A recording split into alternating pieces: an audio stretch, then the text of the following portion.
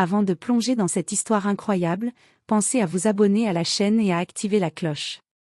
Ici, chaque récit a quelque chose à dire, et vous ne voudrez pas en manquer un seul. New York était enveloppée d'une brume hivernale, et les rues de Manhattan bruissaient du mélange incessant de klaxons, de pas pressés et de voix lointaines. Au sommet d'un immeuble moderne au cœur de l'Upper East Side, Victoria Harrington observait la ville depuis son penthouse. Sa silhouette élancée se découpait sur la fenêtre panoramique, un verre de vin à la main, son regard brillant mais distant.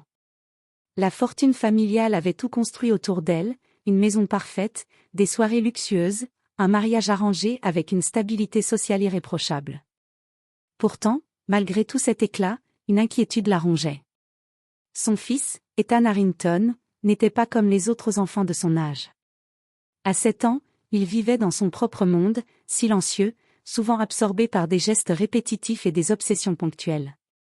Diagnostiqué autiste, Ethan avait toujours été difficile à atteindre malgré les meilleurs spécialistes, les thérapeutes renommés et les professeurs privés que Victoria avait embauchés. Chaque sourire qu'il esquissait était rare, chaque mot prononcé semblait un miracle. Pour Victoria, rien n'avait encore vraiment fonctionné, jusqu'à ce jour fatidique. Ce matin-là, Victoria avait décidé de laisser la routine tranquille, préférant observer son fils depuis la baie vitrée plutôt que de le presser d'apprendre encore plus vite. C'est alors qu'elle le vit marcher vers le parc avec une femme qu'elle n'avait jamais remarquée auparavant. Petite, menue, avec des cheveux noirs attachés en chignon serré, cette femme avançait avec calme et autorité, tenant la main d'Ethan. Victoria fronça les sourcils. Elle ne savait pas qui était cette femme, mais la scène la surprit profondément. Son fils, habituellement réservé et distant, riait. Il répétait des mots qu'elle ne comprenait pas, des phrases en espagnol, des mots en italien, des sons qui semblaient venir de langues lointaines. La fluidité avec laquelle cette femme enseignait et la patience qu'elle montrait faisaient éclater la façade des méthodes coûteuses que Victoria avait mises en place. Une curiosité mêlée d'incrédulité s'empara d'elle. Qui était cette femme capable de briser la barrière invisible qui séparait Ethan du monde? Pourquoi n'avait-elle jamais entendu parler d'elle auparavant? Alors que Victoria observait, elle sentit un mélange d'émotions qu'elle n'avait jamais connues, admiration, étonnement, et un soupçon d'humilité. Une vérité s'imposait à elle, brutale et inattendue, toutes les richesses du monde ne pouvaient rien face à ce genre de dévouement et de génie naturel. Dans ce simple moment, le cours de leur vie changeait sans qu'aucun d'eux ne le sache encore. Ce serait le début d'une rencontre improbable, d'une alliance inattendue et d'une transformation qui bouleverserait à jamais le quotidien de Victoria, mais surtout celui d'Ethan. Et au fond, Victoria le savait déjà, rien ne serait jamais plus comme avant. Le lendemain matin, Manhattan s'éveillait sous un ciel gris et chargé de nuages. Les trottoirs étaient humides de la pluie de la nuit, et le parfum des cafés fraîchement torréfiés flottait dans l'air. Dans une petite ruelle calme, à quelques pâtés de maison de l'imposant penthouse des Harrington, Clarice Johnson poussait la porte de son modeste appartement. Petite mais robuste, Clarice avait les yeux d'un brun profond qui semblait tout voir, tout comprendre. Dans sa vie, elle avait appris que le véritable pouvoir ne venait pas de l'argent ou du titre, mais de la patience et de l'amour portés à ceux qui en avaient le plus besoin. Elle tenait la main d'Ethan avec une douceur infinie, préparant son fils pour leur session quotidienne d'apprentissage. « Ethan, veux-tu commencer par le français aujourd'hui ?» demanda Clarice, d'une voix calme et énergique. Ethan hocha la tête, son regard brillant d'un mélange de curiosité et de concentration. Il répéta après elle, « Bonjour, Clarice. Comment ça va ?»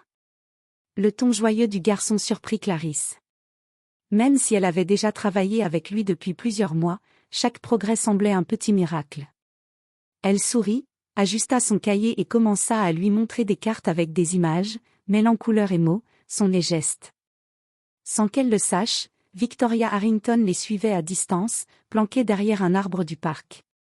Son cœur battait la chamade. Comment cet enfant, qu'elle croyait impossible à atteindre, pouvait-il parler avec autant de fluidité? Comment une simple femme, apparemment sans statut ni richesse, pouvait-elle accomplir ce que des années de thérapie et de méthodes coûteuses n'avaient jamais réussi?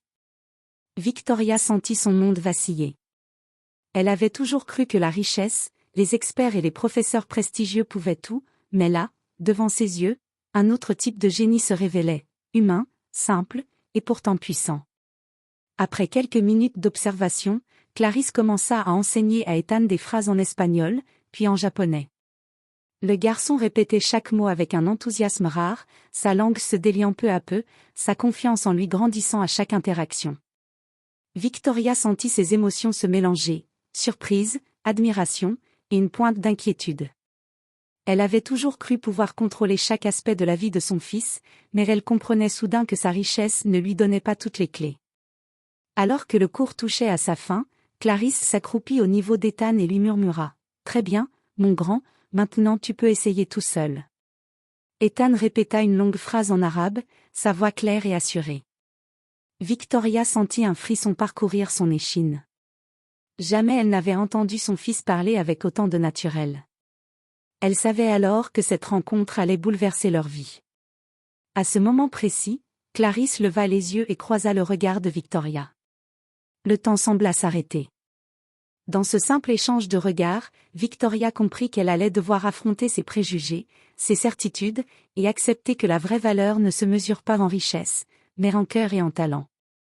Et dans le silence du parc, une nouvelle histoire commençait, une histoire où tout ce que Victoria croyait savoir sur l'éducation, la réussite et l'amour allaient être remis en question. Quelques jours après cette matinée au parc, Victoria Harrington ne pouvait plus chasser l'image de Clarisse de son esprit. Chaque détail, la patience, la douceur, l'intelligence revenaient hanter ses pensées. Elle décida donc de prendre une décision inhabituelle, inviter Clarisse dans son immense pentouse, là où la richesse et le pouvoir régnaient en maître. Clarisse entra dans le hall somptueux, les yeux écarquillés devant les lustres en cristal, les sols en marbre et les œuvres d'art accrochées au mur. Elle gardait son calme, bien que son cœur battait plus vite. Elle avait travaillé toute sa vie sans jamais voir une telle opulence, mais elle savait pourquoi elle était là, pour Ethan. Victoria l'accueillit dans son salon, imposant mais décoré avec goût. Les baies vitrées offraient une vue panoramique sur Manhattan. « Vous êtes celle qui enseigne à mon fils ?» demanda Victoria, d'une voix qui oscillait entre curiosité et autorité.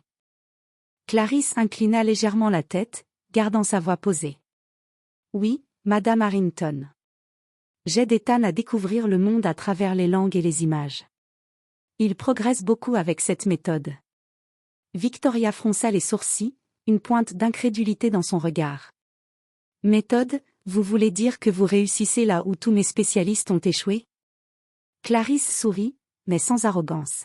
« Je n'ai pas de diplôme prestigieux, Madame Harrington. Je travaille avec patience et cœur, c'est tout. » Victoria sentit un mélange d'étonnement et d'humilité l'envahir. Jamais elle n'avait imaginé qu'une femme apparemment simple puisse accomplir ce que sa richesse n'avait jamais permis. Son esprit était en ébullition, elle devait comprendre, apprendre et surtout protéger ce talent. Après un moment de silence, Victoria se leva et s'approcha de Clarisse. « Je veux que vous sachiez une chose. Je n'ai jamais rencontré quelqu'un comme vous. Et, je crois que vous pourriez aider Ethan mieux que quiconque ici. » Clarisse, touchée mais prudente, répondit doucement. « Merci, Madame Harrington. Je ferai tout mon possible pour lui. » Victoria réfléchit un instant, puis proposa quelque chose d'inattendu. « Que diriez-vous de travailler ici, à plein temps, avec toutes les ressources nécessaires? Ethan mérite la meilleure éducation, mais je crois que vous êtes celle qui peut vraiment faire la différence. » Clarisse sentit une vague de soulagement et de gratitude.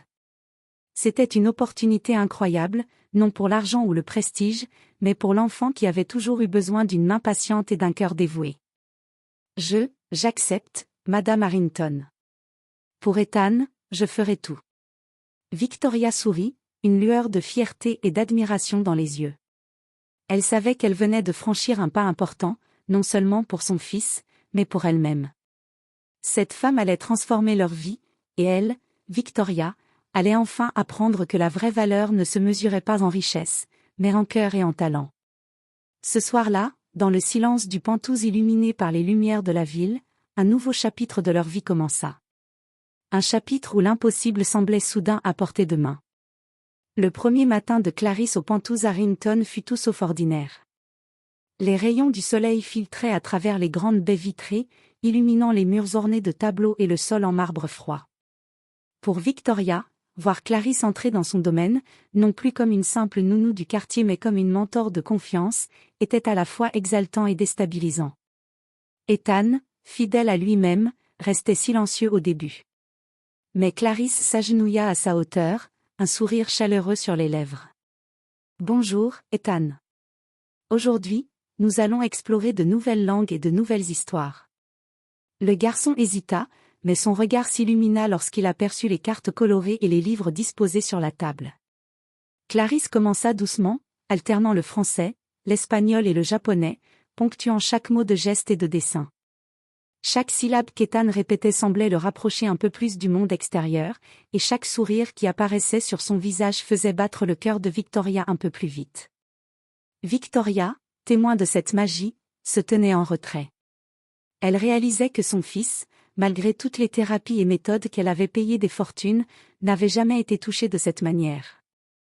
Clarisse ne se contentait pas d'enseigner, elle inspirait confiance, curiosité et joie. Les jours suivants, la routine s'installa. Ethan progressait à un rythme surprenant. Il mémorisait de longues phrases, répétait des conversations, et même se lançait dans des échanges simples avec Clarisse dans des langues qu'il n'aurait jamais imaginé pouvoir parler. Victoria commença à participer timidement. Elle posait des questions, tentait de répéter les mots avec Ethan, et parfois, sous le regard attentif de Clarisse, elle riait de ses propres erreurs. C'était une expérience nouvelle pour elle, une richesse qui ne pouvait s'acheter. Mais tout n'était pas parfait. La tension sociale de Victoria, ses habitudes et ses préjugés internes affleuraient parfois. Elle avait du mal à accepter que cette femme noire, venant d'un milieu modeste, détienne un pouvoir éducatif que sa propre richesse n'avait jamais pu offrir. Des doutes surgissaient. Et si Clarisse échouait? Et si je m'étais trompée? Clarisse, perceptive, sentit ces tensions et aborda Victoria un soir après la séance. « Victoria, je sais que ce n'est pas facile pour vous. Vous avez toujours cru que l'argent et le prestige pouvaient tout résoudre. Mais l'éducation d'Ethan n'est pas une question de richesse. C'est une question de patience, d'amour et de confiance. » Victoria resta silencieuse un moment, touchée par la simplicité et la vérité de ses mots. Elle comprit enfin qu'elle n'avait jamais cherché le vrai potentiel d'Ethan, seulement des résultats rapides et prestigieux. Clarisse venait de lui offrir une leçon bien plus précieuse que tous les experts qu'elle avait payés. Au fil des semaines, Ethan devint plus expressif. Il interagissait avec sa mère, riait, posait des questions et essayait même de faire des blagues, sous les encouragements de Clarisse. Victoria, émue, sentait sa propre vie se transformer. Elle n'était plus seulement une mère obsédée par le contrôle et la perfection, elle devenait une observatrice émerveillée, une partenaire dans le développement de son fils. Un soir, alors que la ville s'éclairait de mille lumières, Victoria murmura presque pour elle-même. « Clarisse, je crois que vous êtes la personne la plus précieuse que je n'ai jamais rencontrée. » Clarisse sourit, posant une main sur l'épaule de Victoria. « Nous faisons cela ensemble, Madame Harrington. » Pour Ethan. Et dans cette alliance fragile mais sincère, un nouveau monde s'ouvrait pour eux, un monde où richesse et talent humain se rencontraient, où les barrières sociales et les préjugés commençaient à tomber, et où la vie de Victoria et Ethan n'allait jamais plus être la même. Quelques mois s'étaient écoulés depuis que Clarisse avait intégré le Pantouz Harrington. Les journées se succédaient entre rires, apprentissage et découvertes. Ethan n'était plus le garçon silencieux et renfermé qu'il avait été, il s'exprimait, interagissait et explorait le monde avec une curiosité insatiable. Ce soir-là, Victoria avait organisé un dîner dans son salon, un événement pour ses amis et partenaires d'affaires. Mais il y avait une place spéciale réservée à Clarisse, non comme employée, mais comme invitée d'honneur. Victoria voulait montrer, à ceux qui ne voyaient que le prestige et l'argent, que la vraie valeur résidait parfois dans la simplicité, le dévouement et le cœur. Le dîner battait son plein lorsque Victoria se leva et prit la parole. « Mes amis, ce soir, je voudrais vous présenter quelqu'un qui a changé ma vie et celle de mon fils. Elle a transformé Ethan d'une manière que ni moi ni les meilleurs spécialistes n'avons jamais pu faire. » Clarisse Johnson. Un murmure parcourut la salle. Les invités, habitués au code de Manhattan, étaient surpris de voir cette femme modeste et noire prendre place au centre de l'attention. Mais Victoria ne s'arrêta pas là. Clarisse a enseigné à Ethan 9 langues. Elle a éveillé sa curiosité, sa confiance et sa joie. Grâce à elle, mon fils n'est plus enfermé dans son silence. Il est libre de parler, de rêver et d'explorer le monde. Ethan s'avança timidement, puis, sous les yeux émerveillés de tous, commença à parler, d'abord en français, puis en espagnol, en arabe et en chinois, récitant des phrases qu'il avait apprises et que Clarisse lui avait enseignées. Les invités restèrent bouche bée. Victoria sentit des larmes couler sur ses joues. Mais le véritable tournant arriva lorsqu'Ethan, avec un sourire éclatant, prit la main de sa mère et dit « Maman, Clarisse m'a montré que le monde est grand, et que je peux parler avec tout le monde. Merci de m'avoir laissé apprendre avec elle. » Victoria sentit son cœur exploser de fierté et de gratitude. Toutes ses certitudes sur l'éducation, la richesse et le succès venaient de s'effondrer. Elle comprit enfin qu'aucune fortune ne pouvait remplacer le dévouement, la patience et l'amour sincère. Clarisse, émue, s'inclina légèrement et murmura. « C'est lui qui a fait tout le travail, Madame Harrington. Moi, je n'ai fait que lui montrer le chemin. » Ce soir-là, Manhattan semblait différente. Dans le Pantouz Harrington, un monde où l'argent dominait, la vraie richesse venait de l'âme, de l'amour et du talent. Victoria et Clarisse, malgré leur monde si différent, avaient créé ensemble quelque chose d'incroyable, la liberté d'Ethan, et une leçon de vie pour tous ceux qui osaient observer et écouter. Lorsque les invités partirent, Victoria prit Clarisse par la main et murmura. « Je ne vous remercierai jamais assez, vous avez changé ma vie et celle de mon fils. » Clarisse sourit, regardant Ethan jouer avec des mots et des phrases comme un enfant qui découvre un trésor. « Nous avons changé vos vies tous les trois, Madame Harrington. Et je pense que c'est seulement le début. » Et ce fut vrai. Dans les mois suivants, Ethan continua de progresser à une vitesse incroyable, Victoria apprit à valoriser le cœur plutôt que le prestige, et Clarisse devint bien plus qu'une éducatrice, elle était une source d'inspiration, un symbole de courage et de génie discret. Dans ce Pantouz luxueux, au cœur d'une ville qui ne dort jamais, une simple rencontre entre une mère riche, un enfant autiste et une ménagère noire avait bouleversé le destin de 3 vies à jamais.